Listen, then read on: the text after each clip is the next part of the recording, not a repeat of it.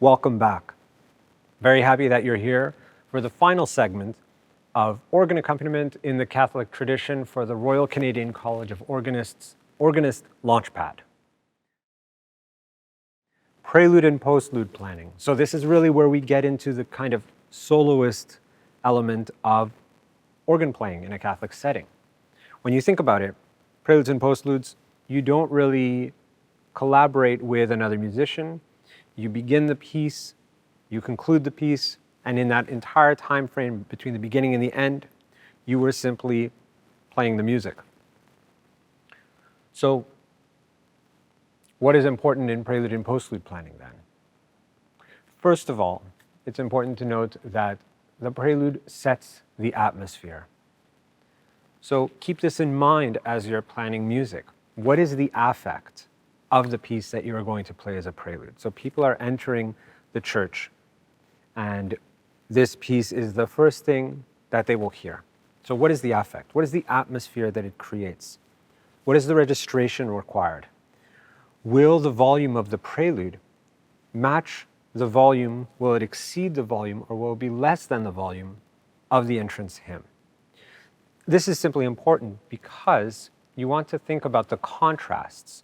So for people that are sitting in the pews, they may or may not be familiar with the piece that you're playing.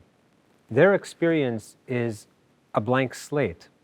Their experience is what they feel, and so what they feel sometimes can be based on either the similarities or the contrast between elements. So if you begin a piece and it's, let's say, in a different key than the entrance hymn, they may notice that contrast. Or if you play a piece that's quite loud and the entrance hymn is a bit softer, they may notice that contrast. So these are things to consider as you plan the prelude. Similarly, the postlude sets the atmosphere for the exit. So what is the affect? What is the atmosphere? What registration is required? Will the volume level be a significant change from what preceded it? So to give you an example, many Catholic churches will have a closing hymn. Some Catholic churches will not. So for example, if you were to go from the closing prayer and dismissal directly into the postlude, how would that contrast for that piece that you're playing be different than if there was a closing hymn? How would that piece have a different effect for the congregation? Now, week to week, are you varying these elements? Are you noticing that some pieces, if you play, let's say, 5 or 6 weeks worth of preludes that are at a fortissimo volume, perhaps it may not have the intended effect that you are hoping for. So be sure to vary the different elements of the pieces that you program. Those can be rhythmic elements, those can be registrational elements, those can be dynamic elements, they can be questions of the length of the piece, but these are all things to consider as you plan preludes and postludes for the year. Consider the specifications of the organ. So take, for example, here at Saint-Jean-Baptiste, we have a stunning, beautiful instrument which works fantastically well for French symphonic music. That's because of the way the instrument has been voiced. It's because of the fact that there are expressive divisions, and so the repertoire that is possible on this instrument matches well with the qualities of the instrument. If you were to have, let's say, a 2-manual or 3-manual instrument from the 1960s, maybe bright mixtures, thinner foundations, you might consider that French symphonic repertoire wouldn't work as well. So maybe you'd want to play Bach, or maybe you'd want to play early music. You'd want to try out the different stops on the instrument to see what resonates with that particular instrument. Remember that for the congregation, their experience of the organ may only be the organ at that church. So they don't necessarily know that certain repertoire exists. They may only know the music that's been played there. Cater to the strengths of the instrument. Remember, of course, that there are certain seasons when you can program certain repertoire beautifully. So with the exception of Lent, where there are no preludes and postludes except for the fourth Sunday of Lent and feasts and solemnities. You have the seasons of Advent, where you can program some really beautiful music. There are some great settings of Bach, Nun kommt der Heiden Heiland. Widor has the Symphonie Romane. You could do segments of it for Easter. He also has the Symphonie Gothique, which you could do at Christmas.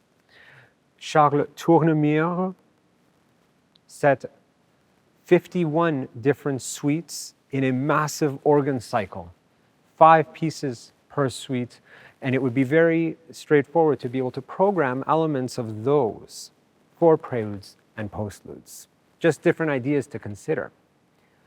Ultimately, there is no one right way to do it. Ultimately, it's important to get kind of the advice of friends and colleagues on what might work, what might not. Remember that you are applying repertoire to the instrument at the church in which you work. So stick with that and see what kind of beautiful sounds you can get out of the instrument and see how you can build up the community from there. As I've shared with you over the last few segments, I think it's extremely important to consider the multifaceted nature of organ playing in a Catholic setting.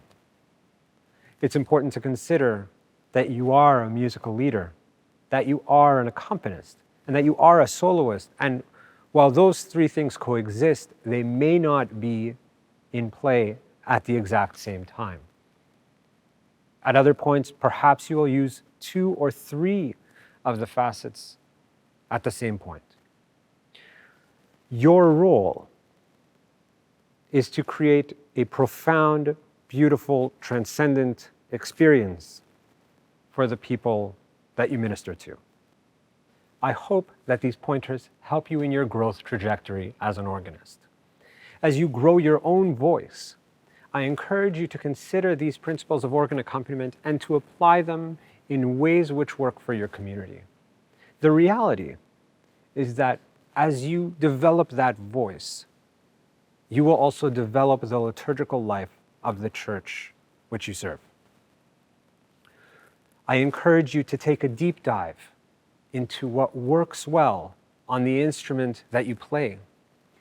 The instrument that we all play, the organ, is a beautiful instrument, and you are part of this community that helps to make it an important and invaluable element of church worship. I wish you all the very best in all that you do. I thank the Royal Canadian College of Organists for this series, and I encourage you to watch the next Organist Launchpad.